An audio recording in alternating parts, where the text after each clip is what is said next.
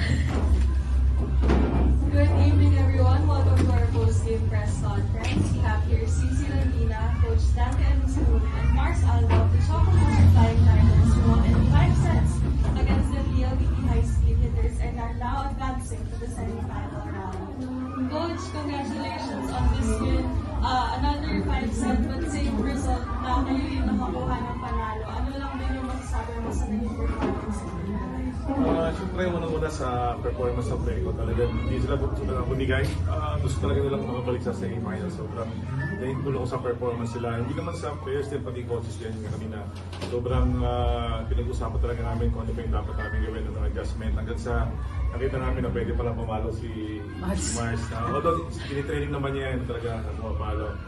Sobrang crucial yung pensa niya na yun. Kaya nakuha namin game kasi talagang gusto namin makapit talaga sa finals. Thank you, Coach. And best player of the game, Mars Alba, with 22 excellent sets and 7 points. Ayun nga, na-mention nila Coach and Cici na tinitraining mo talaga yung pag-spike, pag-atake.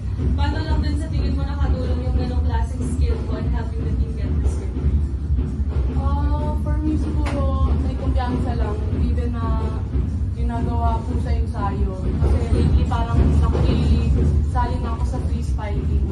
So yun, na-practice naman kaya kumpiyansa din ako.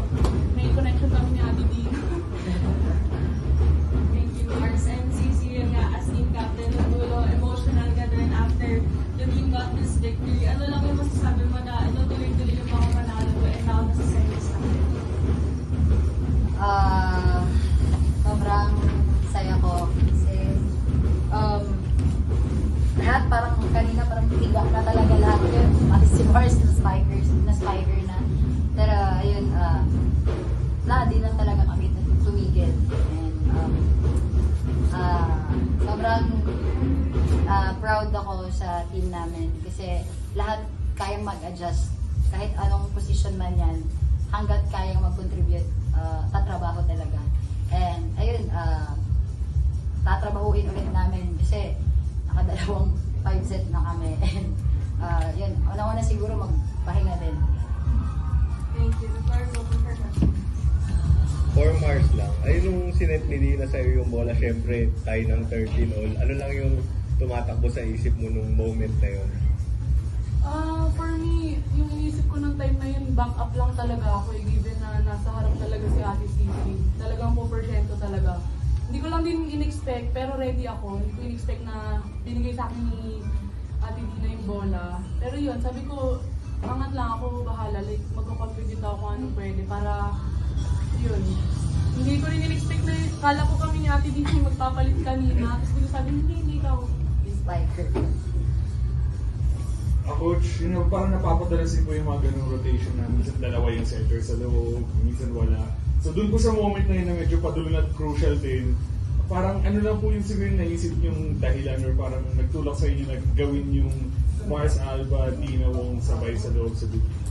Before naman yung exit na yun, talagang naisip ko na kailangan ko ng na pamalit o kailangan ko ng pang substitute para makatulong in case na sila Mars ay nasa harapan. Yun, siguro bago namin talaga gawin yung part na talaga pinag-isipan namin kasi kailangan talaga namin na magpalit ng tao kung sino kailangan. And nakita ko na mas advantage kung center na lang kasi position talaga niya. Kasi wala talaga kaming tao na pwedeng bumalik sa opposite. Kaya sabi ko, mas gamay ng center ko yung galaw sa loob.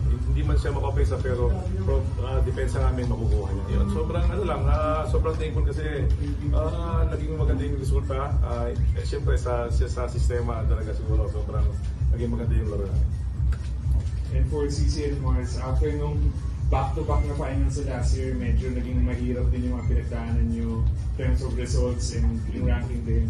Parang ano na lang pakiramdam mo yun na sobra-sobrang yung pinaghirapan tong spot na to na makabalik sa semifinals at makalapit ulit sa finals kung sakali.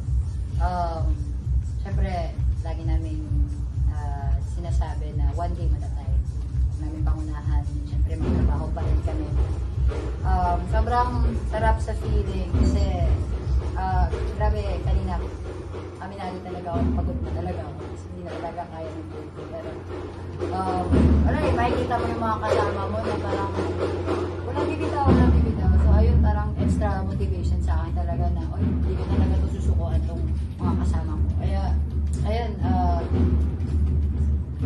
trabaho ulit.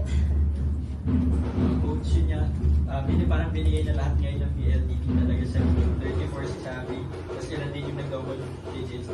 Siguro ano lang masabi din niya, lagi natin sinasabi na never say die spirit. So, paano yun nagpakita yun today? Siguro nagsimula dun sa ano yan, nagsimula siguro sa mga fans na nandito. Kasi kapag kami nakaka-compete sa kahit lamang yung palaman talaga, nandiyan sila support sa amin, sobrang sigaw sila and sobrang alam mo yun, nabubuhayan kami sa ginagawa. Hindi ko naman sa Inebra dati before na pinapanood ko yan, talagang sobrang kahit nalalaman sila, marami pa rin support. Pero yun sa amin, kasi yung sa Never Say Die namin, talagang every time na may situation talaga, talagang tinatakbuhan talaga namin isa't isa na kailangan ma-maximize namin kung ano yung pwede namin gawin sa loob ng court. At kung ano yung iniinsayo namin, sana mapakita namin. And for Mars and Cici, nasabi na rin niya ni Sabi before na yung ang laki ng impact ng fans ng Choco Mucho pagdating sa laro. Sa inyo ba, gano'ng kalaking epekto rin yun na yung pag narinig nyo yung sigaw nila sa Ako, isa lang. Hindi sila napapagod na pumunta dito para sumuporta.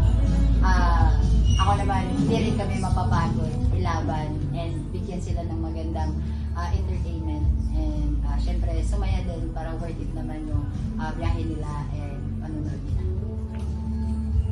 For me, sobrang nagpapasalamat po kami sa Choco Mucho fans kasi sobrang big factor talaga ng pag-cheer nila sa amin during games. And yun, maraming salamat sa manalo-matalo na dyan pa rin sila. Yun nga, Coach, first to the semifinals in Choco Mucho. At for now, nag-aantay pa ng mga opponents. But ano lang yung magiging preparation heading to that crucial round? Siyempre una, kailangan ng pahinga ng mga player ko kasi sobrang naging madugot talaga yung namin ngayon series namin sa PLDT. And kailangan nila magpahinga. And yan, maghintay kami kung sino yung makalaban namin. Try na full scout talaga kung sino yung possible na makalaban namin. And magandaan. Thank you, Coach. Thank you, Cici. Maraming salamat. Thank you. Salamat. Okay.